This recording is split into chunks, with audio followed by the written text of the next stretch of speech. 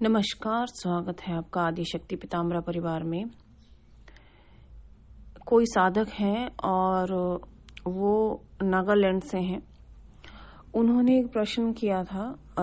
नागालैंड में शायद वो किसी जॉब में है और वो बिलोंग करते हैं उत्तर भारत से ही।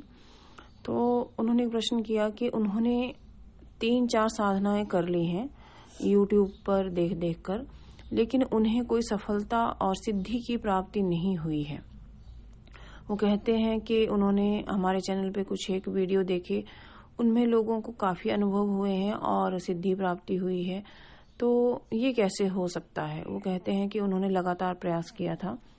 ये फ़ोन मुझे कुछ दिनों पहले आया था, लेकिन जैसा कि आप जानते हैं गुप्त नवरात्रे थे, तो व्यस्तता के कारण मैं कोई भी वीडियो नहीं बना पाई। और तो मैंने सोचा आज उनके प्रश्न का उत्तर जो है वो इस वीडियो के माध्यम से दे दिया जाए। उन्होंने जो अपनी साधनाओं के नाम बताए वो तो चलो हम गुप्त रखेंगे। उन्होंने कहा कि उन्हें कोई भी अनुभव की प्राप्ति नहीं हुई। उन्होंने कुछ नाम भी बताए जहां जहां से उन्होंने वो साधनाएं ली या देख करके की। उन्हें सफलता क्यों नहीं मिली, या जो लोग साधनाएं करते हैं उन्हें सफलता क्यों नहीं मिलती है? पहली बात यह है कि कहीं से पढ़ करके देख करके साधना कर लेने से सफलता नहीं मिलती है। साधना मतलब लगातार अभ्यास, साधना मतलब करत अभ्यास। जैसे जैसे आप अभ्यास करते जाएंगे, मतलब किसी शक्ति को साध लेना। साधना मतलब किसी शक्ति को साध लेना, लेकिन वो साधना जो है वो करत अभ्यास से होती है। जैसा कि आपने सुना हो, अगर आपने ये दोहा सुना होगा कि करत अभ्यास जड़मति होत सुजान, रसरियात जाते सिल पर परत निशान। जैसे एक कोमल रस्सी, मान लो कुएं से जो पानी खींचा जाता है, अगर आपने देखा होगा, तो एक कोमल रस्सी, आप किसी कुएं के किनारे चले जाएंगे जहां पे पानी खींचते हैं घड़ा डाल के रस्सी से, तो आप देखेंगे कि कुएं के चारों तरफ पत्थर लगे होते हैं, कितने कठोर होते हैं। लेकिन बार बार पानी खींचने से कोमल रस्सी के निशान भी कुएं के पत्थरों पे पड़ जाते हैं। मतलब कोई शक्ति कितनी भी बड़ी हो या कोई कार्य कितना भी बड़ा हो, अगर आप लगातार अभ्यास करेंगे तो आप उसमें समर्थ हो जाएंगे या उस शक्ति को साध लेंगे। लेकिन इसके लिए धैर्य की आवश्यकता होती है और अभ्यास की आवश्यकता होती है। ऐसा नहीं कि आपने कहीं से मंत्र देखा, सुना, पढ़ा और आपने जप शुरू कर दिया।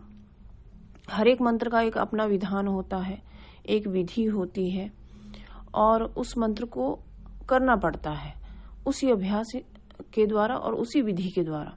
मान लो कुएं से अगर पानी खींचना है तो घड़े को सीधा कुएं में डालना पड़ेगा। अगर आप उल्टा घड़ा कुएं में रस्सी से बांध करके डालेंगे तो खाली का खाली ही लौटेगा, उसमें कोई पानी नहीं होगा। लेकिन वो चीज भी आपको सीखना पड़ेगा कि सीधा घड़ा कुएं में कैसे डालेंगे या कैसे वो फिर पानी ऊपर लेकर के आएगा। तो उसके लिए हम देखते हैं पहले अपने बड़े बुजुर्गों को कुएं से पानी खींचते हुए या ऊपर लाते हुए, या अपने माता पिता को या किसी को भी देखते हैं, तभी सीखते हैं।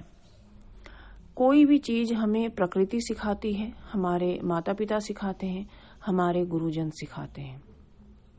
जब तक आपके गुरु नहीं तब तक आपकी गति नहीं। भगवान श्री राम के स्वयं गुरु हुए, देवताओं के गुरु बृहस्पति जी हुए, स्वामी विवेकानंद जी के 50-51 गुरु के आसपास मैंने सुने हैं, और भगवान श्री कृष्ण स्वयं विष्णु अवतार थे, उनके गुरु हुए। तो गुरु का महत्व है, जो गुरु शिष्य परंपरा है वो चली आ रही है, पौराणिक काल से चली आ रही है। तो अगर आप ये सोचेंगे कि कहीं से पढ़ करके या सुन करके आप कोई साधना कर लेंगे या किसी शक्ति को साध लेंगे, तो असंभव है। दूसरा मुख्य पहलू ये है कि जब तक आप उस शक्ति के प्रति समर्पित नहीं हो जाते हैं, जब तक उस शक्ति को आप ध्याते नहीं हैं, यानी अपना समर्पण पूरी तरह से उसके प्रति नहीं कर लेते हैं, तब तक वो शक्ति भी आपको सिद्ध नहीं होती है। समर्पण भाव अनिवार्य है, प्रेम भाव अनिवार्य है, तभी कोई शक्ति आपकी तरफ आती है या आकर्षित होती है। दूसरी बात तो कि यदि आप भौतिक इच्छाओं से लिप्त होकर के कोई साधना कर रहे हैं तो शक्तियां दूर रह जाती हैं। देखिए, अलग अलग शक्तियों के कारण अलग अलग सिद्धियां प्राप्त होती हैं। उनका ध्यान का यानी उनको सिद्ध करने का जो तरीका होता है वो अलग अलग होता है।